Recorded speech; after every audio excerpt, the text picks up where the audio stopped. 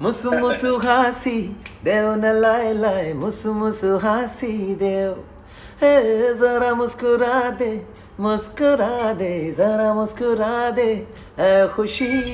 I think the whole thinking is warped. It's got to start from the product. Do you want to put this out? Is it worth? Don't give them smart content. Just give them stuff that they are used to. And I think we are doing a great disservice. जब से तेरे नैना मेरे नैनों से लागे रे तब से दीवाना हुआ सबसे बेगाना हुआ रब भी दीवाना लगे रे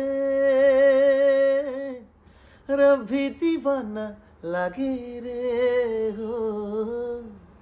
First of all, thank you so much for joining this interview with the Score magazine.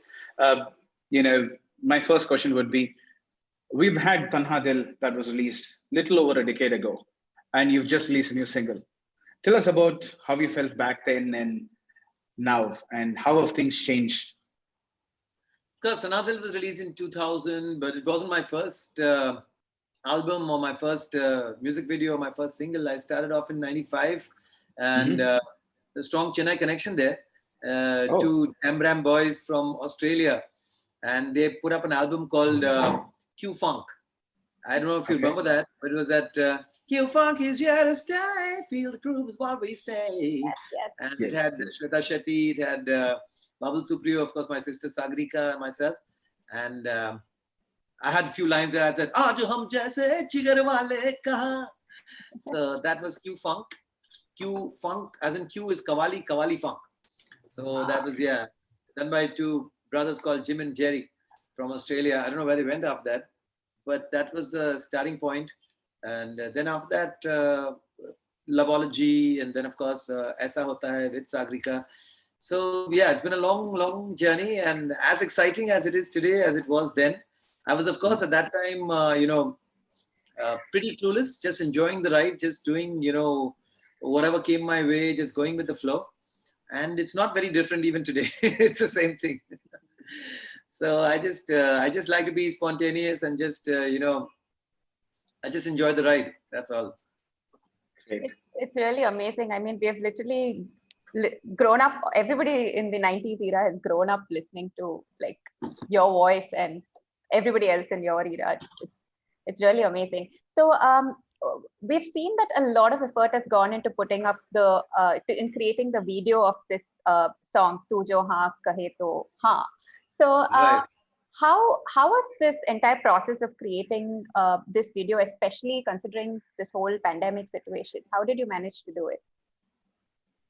No, with this video, I was very sure that I didn't want to feature in the video because, I figured that, the song was very youth-centric.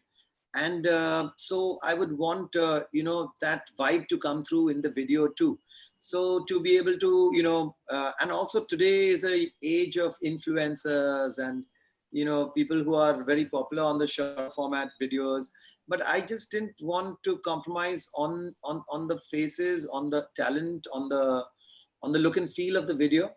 So I said, let's not go with influencers, rather go with, real good talent who are good with their dance, who are good with their performance. And so we shortlisted these two wonderful youngsters, Adnan and Rehmat, who are very fresh-faced, very new. You haven't seen them too much. So, people would connect with the video, connect with them as a young couple. So, but I think entire credit goes to Mehul Gadani, the video creator, for the video, of course. And, it was a very short notice. He was going to Chandigarh to shoot another video. And he called me up and said that, do you want me to shoot a video for you? I'm going there. So I said, yeah, but it's just 3 days. What are you going to do? So that's how the whole thing happened. And then he sent me the photographs. He sent me the location. Then we finally zeroed it down. And it's all his hard work, really, not mine. That's really cool. Coming from the 90s indie era, how do you think the independent scene has changed over the years? Oh yes, a lot has changed. The whole medium has changed. In the 90s, it was about being, seen on television, and heard on CDs and cassettes. Cassettes, yeah. Yes, yes. So it's a long way since, because television is not something that people are relying on so much to watch music videos now. They watch it on YouTube, or they watch it on the various other social media digital platforms. So that has changed. While yes, the viewership on television also would have been the young teens, but the the value to buying a CD, which is anything between 500 to, it had come down to about 199, but still much more expensive even today after 25 years than watching it for free on, or listening to it for free on streaming sites. So there is no value so much now to audio as it used to be earlier. So when you buy a CD, you'd really want to connect with that artist. You'd want it to be of a certain level that you want to invest that kind of money and time on it. Today, it's more a discoverable, it's more about discovering an artist. So it really doesn't matter. All you're giving up is, 2 minutes of your time. And if in that you can discover new artists and you can share and say that, oh, dude, you know what, listen to this guy or listen to her, she's really cool. It gives you a better, it's more fun for you within your community of your friends and whatever. So today is a time for discoverable artists, young artists, artists that you may not know much about, but you want to be surprised by them. So it's a very different ball game. So if at that point I was totally new to that era, at this point again I'm totally new to this era. So I'm again starting from scratch as I did then, now again. And that time I still had the advantage of being a young 20-something, doing what I'm doing. And now I have the disadvantage of a young 40-something doing what I'm doing. But I feel, like I said, when I'm saying young, it was no pun. I feel as young. I feel as enthused. I feel as, charged. And no, I mean, I cannot agree more. You always have the same kind of energy. We have seen you through all these years, and you have the same kind of energy and aura that you had 20 years ago. Thank you so much. Thank you so much.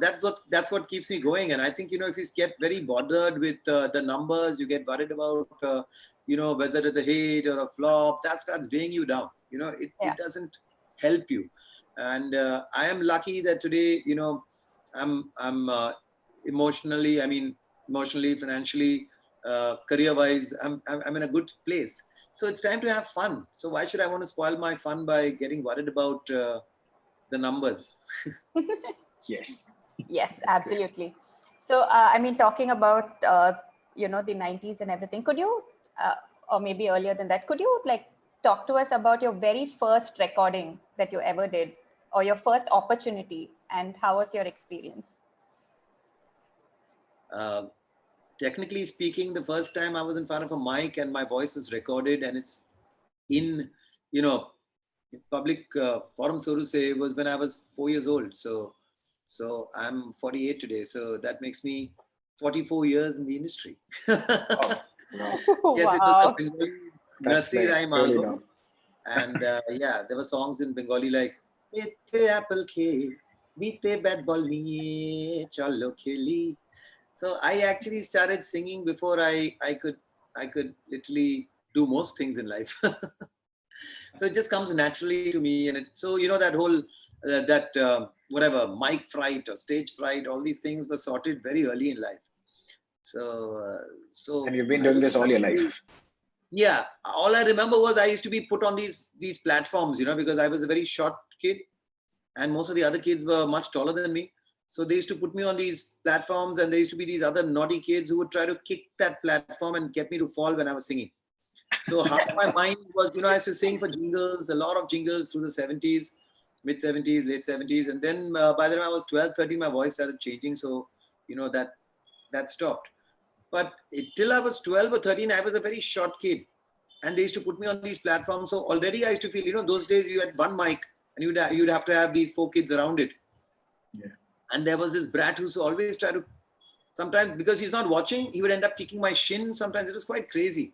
So more than the song, I was worried about, falling or getting kicked on my shin. So this used to happen. And your first film break?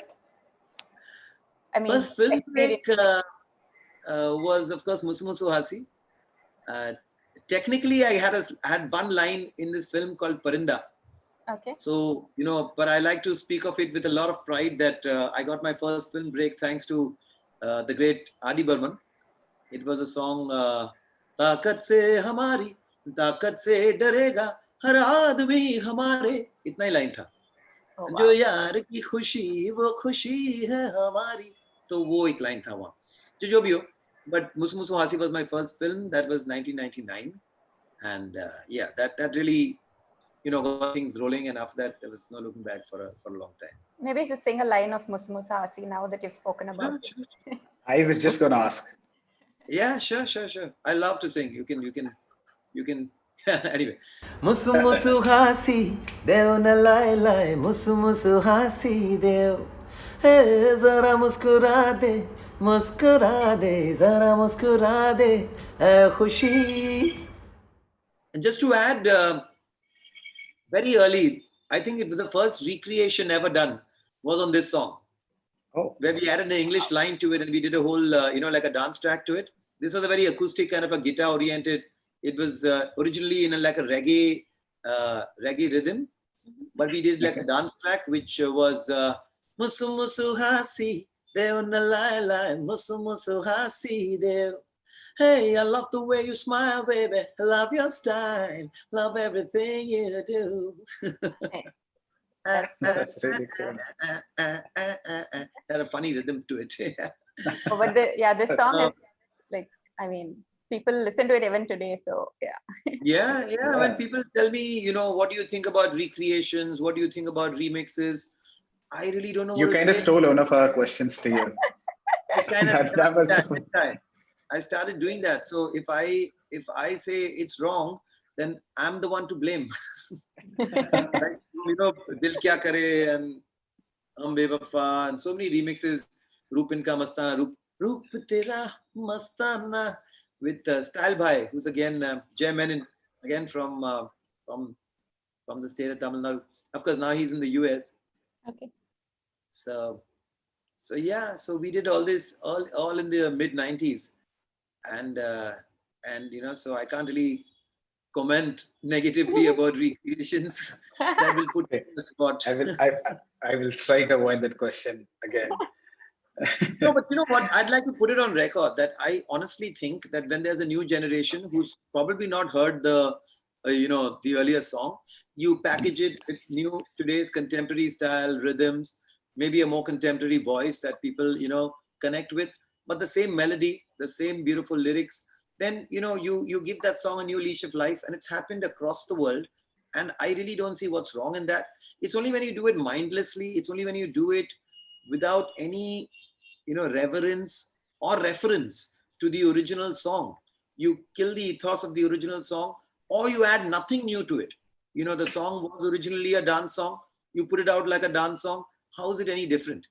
So if you do it correctly, like I would think, like say, Dil kya kare jab kisi se kisi ko pyar ho jaye. Now I'm a big Kishore Kumar fan. I had a choice that I could have sung it. I could have, tried to get myself closer to the way it was sung originally, But I figured that it's no point doing that because, they rather listen to the original. Why would they want to listen to a what you call, version singer, someone who's just doing another version of it? So, which is why then I added this whole little bit of an R&B feel to it. So it has a contemporary vibe to it. We added this whole English part to it that love is all around you. So it sounds different and it, appeals to a new generation. So, and at the same time, you don't kill the melody. You don't kill the beauty of the song. So if we can do that, I'm sure and there are certain songs that I really love the way they've been reproduced, but most songs have been done very mindlessly, and which I have a problem with. And more important than that, you have to give credit to the original composer and the original lyricist. If you don't do that, then it's criminal. It's criminal. It's sinful. It's not right. I think that's where most people are very sad about being, they're not credited properly. True. That's really pathetic. Yeah. So let's just go back to your previous single, Sniper, which was released in 2020. Tell us about that. I mean, you in front of the camera and totally different avatar. Shooting and different avatar and Tell us more about it. I don't want to talk about it. Tell us more about You know, it. when We people really like keep the telling vibe of it. you that the world was headed in a very strange direction, and then, you know, COVID-19 happened and gave us time to think, gave us time to, you know, step back. And so let me just tell you, we shot the video before the COVID-19 situation. So I was just, I really don't know what got me to do what I did. I was pushed by my video director. It was a very different storyline. I was just supposed to be the singer doing a thing, and there was totally different character playing this villainous, you know, this Don kind of a guy, ruthless, Gangster. gangster guy. He was supposed to be someone else. I was just supposed to be singing the song, but you Clearly know, he not. said, yeah, he just said that, you know, why don't you try it? You've been this goody two shoes for too long. Try doing something. So he talked me into this, and I fell for it, and I did it. And for the worse or better, you know, I have to live with it. Yeah. That's a As very much good. as we And have talking fun about listening to it. English, you know, I've had while I was with EMI version records many years with the same company that I did Tanha Dil with and Tishnaki, and so got a chance to do a lot of collaborations with international artists like Blue. We did, you know, One Love. We did the song with Michael Learns to Rock, which was Take Me to Your Heart, and I was a part of a John Lennon tribute project. So English also, you know, growing up in Bandra, which is a very predominantly English speaking locality. So English was never such an issue. At the same time, of course, I'm very proud of my Indian accent. So I don't want to sound, you know, confused between, you know, some of them, they throw Yeah, this yeah. heavy British American accent, which I think is not required. We should be proud of our roots. And so if I'm Absolutely. singing in English, as long as it's not very, you know, sounds terribly vernacular, I think it's all right. Yeah, that's very well Good said. standpoint. Yeah, that's very good standpoint. Tell us about Indian Pro Music League and your part in it. IPML, yeah, it's a very, very refreshing, very different concept. I'm happy that I got a chance to, you know, curate a lot of interesting musical sort of ideas, great mashups, you know, mixing genres, like doing Mere Samne Wali Khidki Mein with some, you know, hip hop and R&B and some rap in it, or, you know, did a lot of such funny twists. And for me, it's always interesting to come up with something that is fresh, something that is very different from what you've done so far. I mean, I have a lot of hit songs. I could keep, you know, going there and singing my popular songs, and, you know, we could have done this show for the next 4 years. But I didn't want to do that. I wanted to kind of just keep exploring and doing something different. I got a chance to do that thanks to IPML, so I'm very grateful about that. And it's still on. A lot of interesting things going on, but I'm so now it's got more into that whole controversy and, you know, how GC channels work. So those things have taken front stage. But at the same time, there's a lot of musicality on the show, and I think if people focus on the music, uh, it's very, very, very it's a very strong show in that sense, because you got some of the greatest you know, artists from the last 20 years there on there singing for you live, which has probably never happened ever before. You have almost 20 top singers there, you know, singing, and so it's a great celebration of music, and I'm very happy to be a part of it. That's wonderful. You've been very vocal about TRPs and production houses going behind numbers and everything. Do you think this trend would ever change, or do you think the originality of a musician is if your independence is being cut down, do you think this trend is going to change? No, I don't think I've been very vocal, because I understand the issue. There is no point in, if I'm being vocal as a musician, then I'm also being a little what should I say, um, a little callous with my thinking, because at the end of the day, there are people who put in a lot of money, and there is a certain business side that we as, Exactly. it's easy for us to complain and crib and say, you know, End music of the day, companies. they also need to make money. Yes. Yeah, but it's not fair when someone else's money is you know, is on the line, and you want to explore your creativity at their expense. That doesn't it's not fair, it's not right. So you have to find the fine balance. You have to Mhm. find that right you know, that right math. You have to find that, you know, so, and that is very important. And I just feel that to just simply say that our audience is not smart. Our audience is just don't give them smart content. Just give them stuff that they are used to. And I think we're doing a great disservice to the coming generation, and disservice to our audience. I think if we can put up a show that is intelligent but at the same time entertaining and at the same time approachable. You shouldn't flash your intelligence. It should be done in an entertaining and approachable way, and the audience should be fed right, taken in the right direction. So anything is good. I think I don't want to even make a song. I know it's a 3-minute song, but if the song doesn't have anything new to talk about, the song has nothing special about it, I rather not do it, because there's so much of it already, and it's all there today on the cloud. It's all there for people to consume. What is the point of just constantly, like YouTube and these guys tell you, put out one every week?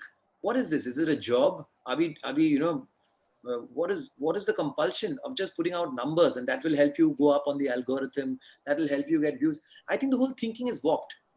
It's got to start from the product. Do you want to put this out? Is it worth it? Should people listen to it? Ask yourself. You can't keep, there are artists who keep putting out songs every week and one song sounds exactly like the other, and you can't blame them, because where is the time for creative juices to flow? You just keep doing the same thing and you keep garnering more and more views, more and more numbers, and you make yourself a lot of money. But is it something that has any real reason for it to be there? Why is someone making a film just because they got the money and the finance? No, there has a story. There's a story they want to tell the people. Then it's worth it. And we have to stop ourselves and think like that. And otherwise, the business side takes over. You have to find the right business and creative balance to be able to, put out stuff that you really believe in. And then it doesn't matter what happens. At least if those 4 people saw it and they realized your intention, you're helping, keep that faith alive. You're keeping that belief alive that yes, we can do things that is not just good business, but also, good creative output. Yeah, that makes a lot of sense. Got a little heavy there. Got a little heavy. Sorry. No. This is exactly what we wanted to talk. And we need people like you who have been in the industry for so long to, give your 2 cents about these things. But I mean, considering we are in the digital era and you have to kind of go with the flow, how have you kind of leveraged this whole wave, and how do you stay connected to your fans and also in terms of your releases and everything? I'm trying. I honestly feel that I owe it to my fans. I owe it to those who still are there listening to me. They're there giving me so much of their love and their support. And it's been so long that I can't just decide to, pack up and run up to the hills. And I don't feel like that. I still feel there is so much of stuff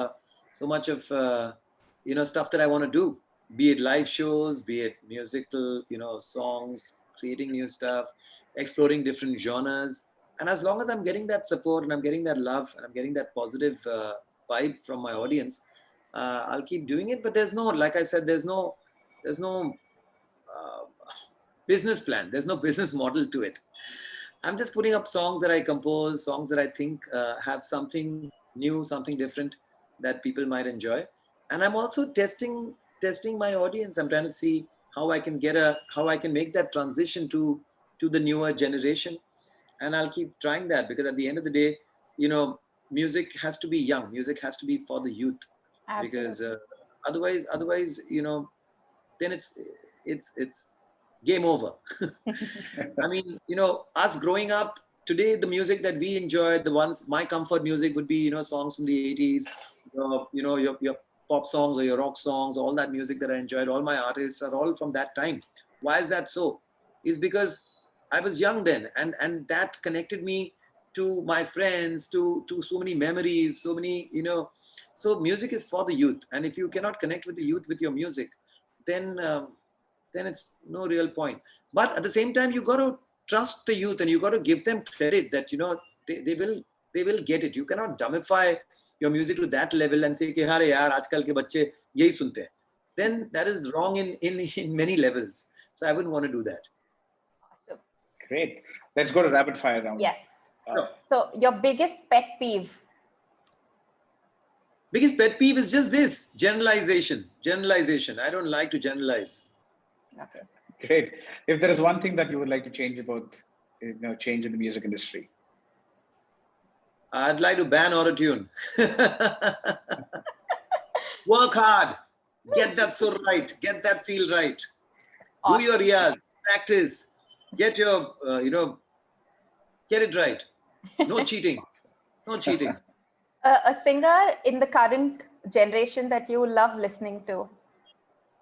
Oh, all of them. They're so fantastic. I mean, I'm really, really impressed. I'm really impressed, really amazed with a lot of new voices, and they're all brilliant. And no one name coming to my mind, but today we were trapped in that whole voice of a hero, voice of a heroine kind of a zone. So it was just that box was this tiny, and if you didn't fit in, you didn't have a chance. But today I get to listen to so many unique voices, so many voices that sing so naturally, and I love that. But I'm just to want to take a name because there's so many of them. While talking about new voices, we have Nikita Gandhi in our team. Again, an amazing voice. Rituraj. Just in the IPML, I'm getting to listen to such amazing singers, amazing voices who, for very sadly are being trolled as auto-tune singers, and they sing their live beautifully. I mean, they just, Divya Kumar, all of them, they're so amazing. Mohammad Irfan, they're just brilliant singers, all of them. Of course, Aditi, some of them have been there even longer, but they're all very, very good. Janita, she's not an IPML, but she's also amazing. And all these boys are just brilliant. That's really cool. An international artist you would love to collaborate with? I know it's dreaming really far, but Stevie Wonder he's my favorite artist ever. Oh, lovely. He's my God. If there's anyone in music, then that's Stevie Wonder for me. Oh, super. Wonderful. Let's quickly go to one word about personalities. Yeah, Arman Malik. Oh, he's international. He's international. He's cool. Shreya Ghoshal. My God, she's blessed. Arjit Singh. Again. I mean, it's Arjit is one word. What can I say? He's internalizes. He internalizes so beautifully. It is amazing. Sorry. Janita Gandhi. Brilliant, underrated, but amazing. I'm a big fan. Darshan Rawal. Charming, and he can really. I mean, the girls love him. He gives out the Shaan vibes, I think. Yeah, I missed out on that. There was no social media then, and I was very gawky and geeky and terrible. And you're known to be like the chocolate boy of the 90s, huh? Great. So let's quickly go to sing for us. Can you please sing a couple of lines for us for these songs? Yeah. जब से तेरे नैना. जब से तेरे नैना मेरे नैनों से लागे रे, तब से दीवाना हुआ, सबसे बेगाना हुआ, रब भी दीवाना लगे रे, रब भी दीवाना लगे रे हो. चांद सिफारिश. चांद सिफारिश जो करता हमारी, देता वो तुमको बता, शर्मो है आके पर्दे गिरा के, करनी है हमको खता, जिद है अब तो है खुद को मिटाना, होना है तुझ में फना, सुभान अल्लाह. Wow, love it. An old classic that you absolutely love. Old classic. तुम जो मिल गए हो तो ये लगता है कि जहां मिल गया. Well, I'm a self-proclaimed Kishore Kumar fan, but this song of Ravi Saab is just is goosebumps all the time for me. Absolutely. Let's end it with Bam Bam Bole.